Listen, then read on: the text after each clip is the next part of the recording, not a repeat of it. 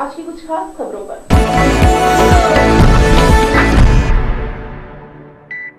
हरियाणा में खट्टर सरकार द्वारा सीपीएस बनाए जाने को लेकर कोर्ट में एक याचिका दाखिल की गई है। इस याचिका को कोर्ट ने स्वीकार कर लिया है और आने वाले 2 दिनों में इस मामले पर सुनवाई होने की संभावना है। हरियाणा में खट्टर सरकार द्वारा सीपीएस बनाए जाने को लेकर कोर्ट में एक याचिका दाखिल की गई है। वही याचिका को कोर्ट ने स्वीकार कर लिया है और आने वाले 2 दिनों में इस मामले पर सुनवाई होने की संभावना है। वहीं दूसरी तरफ सीपीएस बनाए जाने के बाद सबसे पहले कांग्रेस पार्टी ने प्रदेश की खट्टर सरकार पर हमला बोला है। करनाल में कांग्रेस के वरिष्ठ नेता व पूर्व विधानसभा स्पीकर कुलदीप शर्मा का खट्टर सरकार के मंत्रिमंडल विस्तार पर तीखा राजनीतिक बयान सामने आया है। मीडिया से बातचीत में शर्मा ने कहा कि मुख्यमंत्री मनोहर लाल खट्टर ने अपने अंदर के पार्टी कलह से बचने के लिए यह सब किया है, यह विस्तार किया गया है। वहीं शर्मा ने यह भी कहा है कि मुख्यमंत्री खट्टर का वह बयान कहाँ गया जिसमें उन्होंने कहा था मुख्यमंत्री बनते ही बस सीपीएस नहीं बनाएंगे, पिछली सरकार ने जो फिजूल खर्च किए हैं वह हम नहीं करेंगे, तो अब यह 4 सीपीएस क्यों बनाए गए हैं। उल्लेखनीय कि पूर्व हुड्डा सरकार में सीपीएस की नियुक्ति पर विपक्ष में बैठी भाजपा ने खूब विरोध किया था और सत्ता में आते ही भाजपा भी पूर्व सरकार की तरह काम कर रही है। दरअसल हरियाणा के सीएम मनोहर लाल खट्टर ने कल हरियाणा निवास चंडीगढ़ में 4 विधायकों को सीपीएस पद की शपथ दिलाई। शपथ दिलाने वालों में करनाल के हुड़का असंध से विधायक बख्शीश सिंह, श्याम सिंह राणा, सीमा त्रिखा, कमल गुप्ता शामिल थे। अब इन्हीं लोगों की नियुक्ति को चुनौती दी गई है।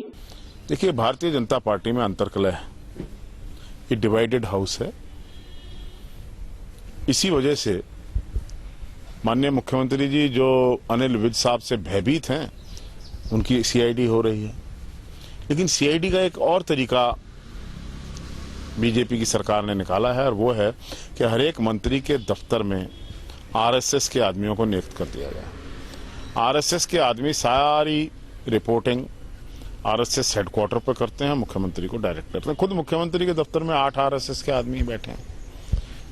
जहां जहां उनके ओएसडीज बैठे हैं, उनके सबका आरएसएस का बैकग्राउंड है। आरएसएस बाई प्रॉक्सी रूल कर रही है। और आप देखते हैं कि हरियाणा सरकार की पॉलिसी स्टेटमेंट श्री अनिल जैन जो महामंत्री बन गए हैं वो जारी करते हैं। मैं समझता हूं हरियाणा की राजधानी चंडीगढ़ में नहीं बल्कि दिल्ली के झंडेवालान में आरएसएस के दफ्तर से चल रहा है। ये मंत्रिमंडल का जो विस्तार है ये भी मैं समझता हूं अंतर्कलह को शांत करने के लिए किया गया है। वरना जिन लोगों को मंत्री पद सौंपे गए, खैर मुख्यमंत्री का प्रेरोगेटिव है वो किसको सौंपे, लेकिन इससे जो बात निकल के आ रही है कि ये बड़ी हड़बड़ाहट में इस प्रकार का फैसला लिया गया ताकि जो विद्रोह मुख्यमंत्री के खिलाफ उनके अपने ही लोगों का हो रहा था उसको तुरंत अरेस्ट किया जाए। मुख्यमंत्री जब बने तो उनसे प्रेस वाले ने, आप लोगों ने पूछा था कि क्या आप सीपीएस बनाएंगे, तो उन्होंने कहा था ये सरकार की पैसे की फिजूल खर्ची है और वो सीपीएस नहीं बनाएंगे। दिल्ली में सीपीएस बनाने का प्रखर विरोध कर रही है बीजेपी। हिमाचल में सीपीएस बनाने का विरोध कर रही है बीजेपी। और इन दोनों के बीच में हरियाणा जो स्टेट है उसमें 4 सीपीएस को शपथ दिलाई गई है। ये 109वां अबाउट टर्न है बीजेपी का। जो कहते हैं वो करना नहीं। Early to bed, early to rise, work not but advertise is the policy of BJP. वहीं भाजपा के धाकड़ नेता कहे जाने वाले व हरियाणा के स्वास्थ्य एवं खेल मंत्री अनिल विज द्वारा अपने ऑफिस में सीआईडी के कर्मचारियों को जासूसी के आरोप में पकड़ा और इनकी शिकायत डीजीपी सिंघल को देने के बाद अब यह मामला खुद भाजपा के लिए गले की हड्डी बन सकता है और विपक्ष को भी खट्टर सरकार द्वारा हमला बोलने का मौका दे दिया है।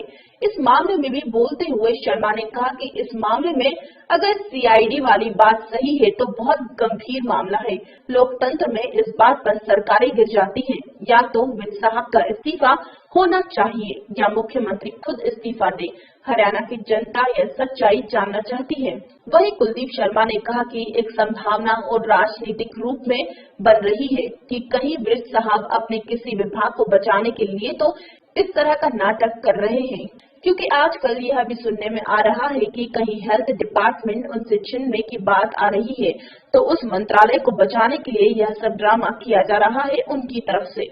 वहीं कुलदीप शर्मा ने नए बनाए गए मंत्रियों और सीपीएस को पोर्टफोलियो विभाग अभी तक न दिए जाने पर बोलते हुए कुलदीप शर्मा ने कहा कि मंत्रियों का जिस प्रकार से विभाग पर कब्जा है, यह तो मुख्यमंत्री को देखना है। बाकी मुझे लगता है कि मुख्यमंत्री अशक्त है और यह नहीं लगता कि किसी मंत्री से कोई विभाग लेकर दूसरे को दे पाएंगे। माननीय श्री अनिल विज ने जिस प्रकार के एक मंत्री होते हुए सरकार पर आरोप लगाए हैं, और वो भी कि उनकी जासूसी हो रही है, और ये भी कि एक जासूसी करता हुआ आदमी उन्होंने स्वयं अपने ऑफिस में पकड़ा है, लोकतंत्र में एक बहुत गंभीर मामला है। और ये इसलिए और भी गंभीर हो जाता है कि एक मंत्री की सीआईडी हो रही है, क्या कारण है। देखिए, मुझे 1990 का समय याद आया जब श्री राजीव गांधी की सीआईडी करा रहे थे तत्कालीन मुख्यमंत्री ओम प्रकाश चौटाला, और चंद्रशेखर जी की सरकार थी, तो सिर्फ इस मुद्दे पर सरकार गिर गई थी। ये कोई सामान्य मुद्दा नहीं है। विज साहब ईमानदार व्यक्ति हैं और उनका एक चरित्र है, लेकिन अब उनके राजनीतिक चरित्र और आत्मबल की परीक्षा का समय आ गया। या तो वो अपना इस्तीफा दें कि उनके ऊपर विश्वास नहीं जब मुख्यमंत्री को रहा और उनकी सीआईडी करानी पड़ रही है, तो ऐसे व्यक्ति के मंत्रिमंडल में बने रहने से मैं समझता हूं विज साहब का दिन प्रतिदिन अपमान हो रहा है और होता बढ़ जाएगा। या वो मुख्यमंत्री जी को उनके इस्तीफे की मांग करें। आज जनता पूरी तरह इस सरकार से विमुख है। जनता क्या, इस सरकार के मंत्री ही इस सरकार से विमुख हैं, जिनकी सीआईडी कराई जा रही है। और आज विज साहब जिस प्रकार से क्रोधित होकर जो उनका आज रवैया रहा, उससे आप खुद अंदाजा लगा सकते हैं कि ये सरकार अंतर्कलह से ग्रसित है। आपसी मतभेदों से दिन प्रतिदिन प्रखर हो रहे हैं, मुखर हो रहे हैं लोग। और मुझे ये लगता है इसमें एक एंगल और हो सकता है कि हो सकता है श्री विज ने ही एक ड्रामा रचा हो, क्योंकि मंत्रियों के विभागों में वितरण होना था, तो उनको कहीं ना कहीं ये ना लगा हो कि उनका स्वास्थ्य विभाग उनसे छीन लिया जाएगा और वो फिर दोबारा हॉस्पिटल्स की टंकी पर कैसे चढ़ेंगे। इसलिए हो सकता है कि उन्होंने एक अपना ड्रामा इनेक्ट किया हो। सर, एक ये बात भी सामने आई है कि पोर्टफोलियो नहीं दिए गए मंत्रियों को, हालांकि पहले से तय था, और जो मौजूदा मंत्री हैं, चाहे रामविलास शर्मा, उन पर दो महकमे हैं, या कैप्टन अभिमन्यु है, उन्होंने मना कर दिया कि हम किसी को अपना हिस्सा नहीं देंगे। हाँ, तो यही मुझे लगता है कि विज साहब को कहीं खतरा ये लग रहा था कि हेल्थ डिपार्टमेंट उनसे छीनकर उनकी राजनीतिक हेल्थ को खराब करने की साजिश मुख्यमंत्री कर रहे हैं। इसलिए हो सकता है, ऐसी संभावनाएं हैं राजनीति में, कि उन्होंने एक ही अपने संभाग को, अपने विभाग को बचाने के लिए इस प्रकार का एक ड्रामा इनेक्ट कर दिया। लेकिन अगर ये ड्रामा नहीं है और सच्चाई है, तो ये विज साहब के लिए बड़ा कठिन परीक्षा और चुनौती का समय है। हम जानना चाहेंगे कि क्या कि अगर दम है तो मस्जिद को हिला दे साकी, अगर दम है तो अपने आत्मबल को दिखाएं। इस सरकार में मैं जानता हूं वो ईमानदार व्यक्ति हैं, चरित्रवान हैं, लेकिन राजनीतिक चरित्र इससे अलग चीज होती है। कहीं ना कहीं उसका भी प्रदर्शन होना चाहिए, उसको भी जनता में एक संदेश जाना चाहिए। विज साहब बहादुर हैं, अगर इस्तीफे देने की बात आई इस विषय पर, इस्तीफा भी दे देंगे। करनाल से राम कुमार शर्मा की। खेत के चारों ओर लगाई तार बाढ़ में विद्युत करंट छोड़ने पर चपेट में आकर एक युवक की मौत हो गई।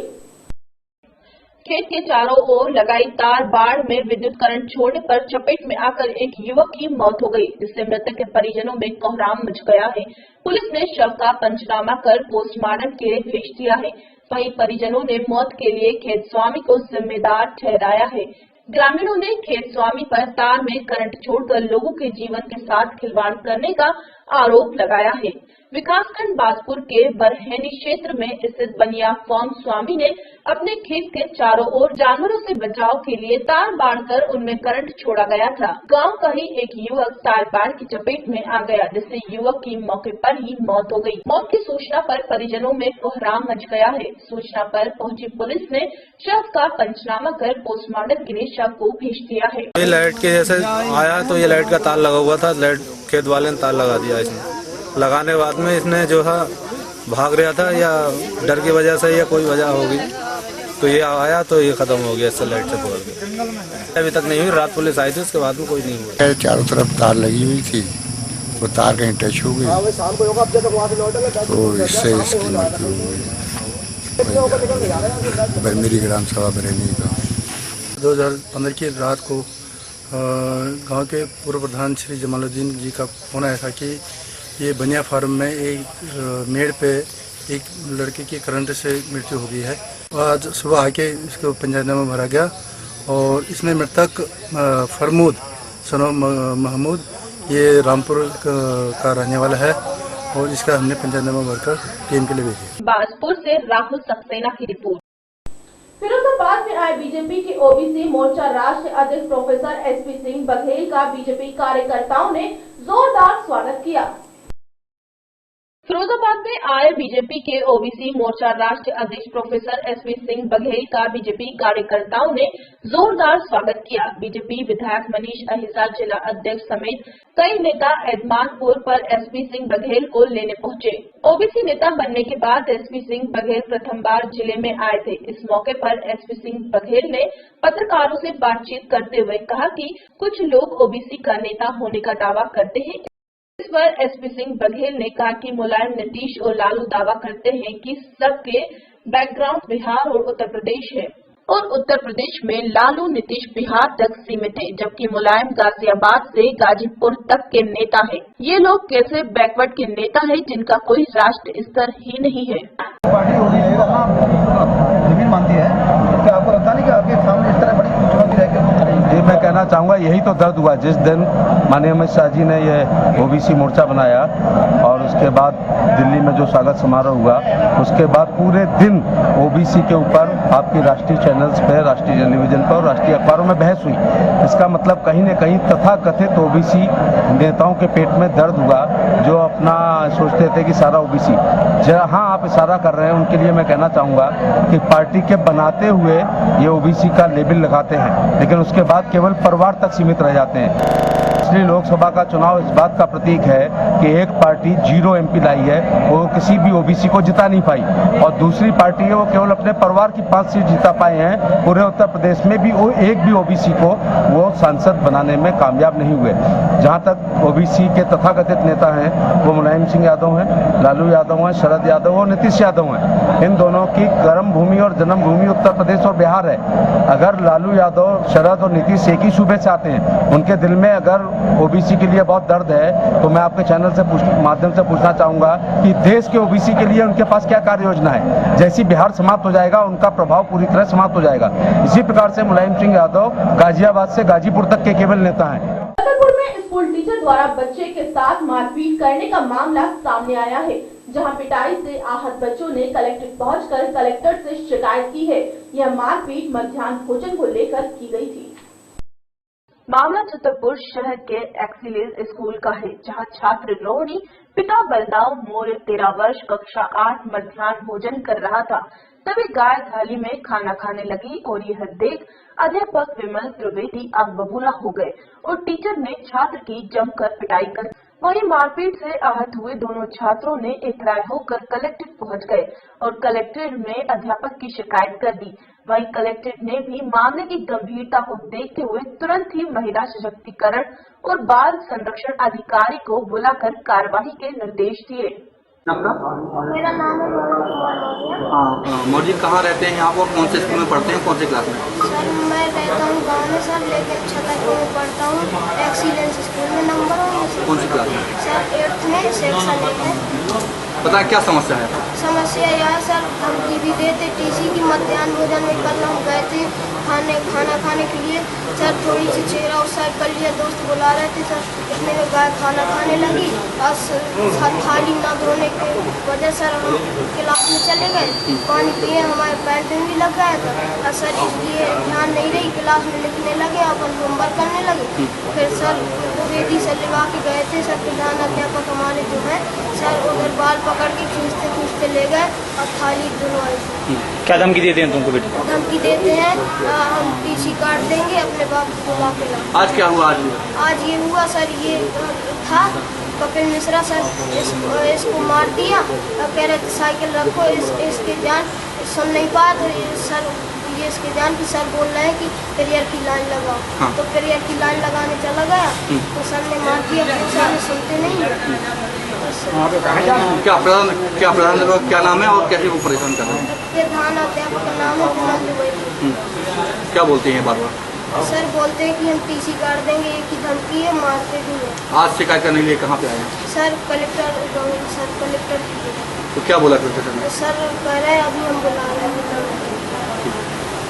हाँ, ये छतरपुर एक्सीलेंस स्कूल नंबर 1 में 2 छात्र रोहिणी मौर्य और एक उसका साथी कलेक्टर साहब के यहाँ पहुँचे थे शिकायत लेकर कि उनके प्रधानाध्यापक ने उनके साथ मारपीट की है, बाल पकड़ के खींचा है, मध्याह्न भोजन की थाली धुलवाई है, ऐसी और अन्य शिकायत लेकर पहुँचे थे। तो शिकायत को कलेक्टर साहब ने मुझे दिया हुआ है जांच करने के लिए, तो मैं तुरंत जांच करने के लिए भी गया था। तो वहाँ पता लगा कि स्कूल की टाइमिंग 7 से 12 थी और मैं 1 बजे पहुँचा था, तो स्कूल बंद मिला था। फिर आज विभागीय व्यस्तताओं के कारण मैं जांच हेतु नहीं जा पाया हूँ। जैसे ही मुझे टाइम मिलता है मैं जांच करके प्रतिवेदन प्रस्तुत करूँगा कलेक्टर साहब को कि क्या हुआ है, क्या नहीं हुआ है, और यदि वास्तव में ये घटना सही पाई जाती है तो इसमें जो शिक्षा का अधिकार अधिनियम है इसके तहत संबंधित शिक्षक पे दंडात्मक कार्यवाही प्रस्तावित की जाएगी। जैसा कि आपके कलेक्टर साहब ने आपको जांच दी है और उन बच्चों से बर्तन भी धुलवाए जा रहे थे, तो सर इस पर में क्या कार्रवाई की जाएगी? इसके तहत वो शिक्षा का अधिकार अधिनियम में जो प्रावधान है उसके तहत कार्यवाही की जाएगी। सर कितने साल के बच्चे हैं और क्या क्या नाम है बच्चों का? एक बच्चे का नाम है रोहिणी मौर्य और दूसरा उसका साथी है जिसका मुझे नाम याद नहीं आ रहा है। शिकायत एक ही बच्चे ने की है, रोहिणी मौर्य ने की है कि मेरे साथ मारपीट हुई है। वो कक्षा 8 में पढ़ने वाले बच्चे हैं, लगभग 13-14 साल के बच्चे हैं। छतरपुर से सलीम खान की रिपोर्ट। खबरों में फिलहाल इतना ही, मुझे दीजिए इजाजत, नमस्कार।